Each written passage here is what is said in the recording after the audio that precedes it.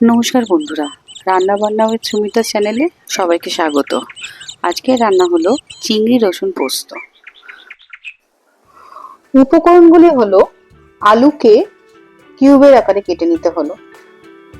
এবার লাগছে চিংড়ি মাছ, যেটাকে ছাড়িয়ে ধুয়ে পরিষ্কার করে নেওয়া হলো।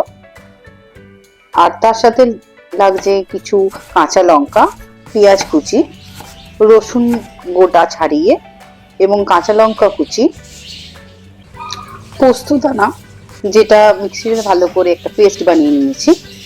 এরপর ছাড়ানো চিংড়ি মাছগুলির মধ্যে একে একে হলুদ, নুন এবং কাশ্মীরি লঙ্কা দিয়ে ভালো করে মেখে কিছুক্ষণের জন্য ম্যারিনেট করে রেখে দিলাম। এরপর কড়াইতে সর্ষের তেল দিয়ে সেটিকে গরম করে একে একে পেঁয়াজ কুচি দিয়ে ভালো করে একটু ভাজলাম।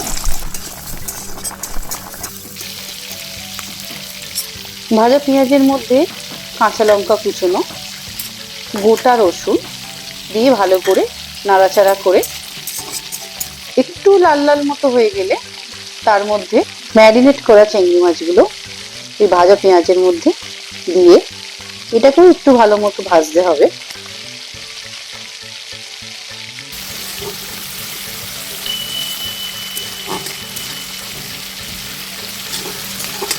এবার কেটে রাখা আলুগুলো দিয়ে আবারও ভাজতে হবে। একটু ভাজা ভাজা মতো হয়ে এলে তার মধ্যে হলুদ গুঁড়ো দিয়ে দিলাম। এরপর পরিমাণ মতো চিনি দিয়ে দিলাম।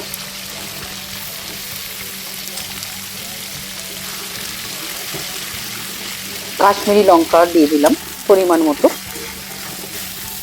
আলুটা একটু ভাজা ভাজা মতো হয়ে এলে তার মধ্যে আমি যে পোস্ত বাটাটা বেটে রেখেছি সেই পোস্তটা আমি লবণ দিয়ে বেটে রেখেছিলাম।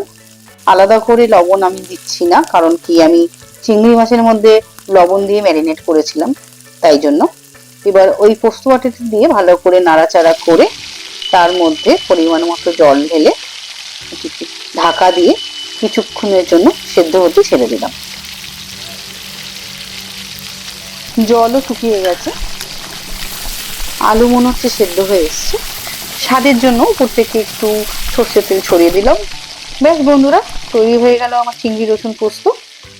এবং পরিবেশন করে গরম গরম ভাতের সাথে দুর্দান্ত স্বাদের। আপনারা করে দেখবেন বাড়িতে, আশা করি খুব ভালো লাগবে। আচ্ছা বন্ধুরা, আমার চ্যানেলটিকে সাবস্ক্রাইব এবং লাইক করতে ভুলবেন না যেন। আপনাদের একটা সাবস্ক্রিপশন আর একটা লাইক আমাকে নতুন নতুন ভিডিও তৈরি করতে প্রেরণা যোগায়। ধন্যবাদ, ভালো থাকবেন।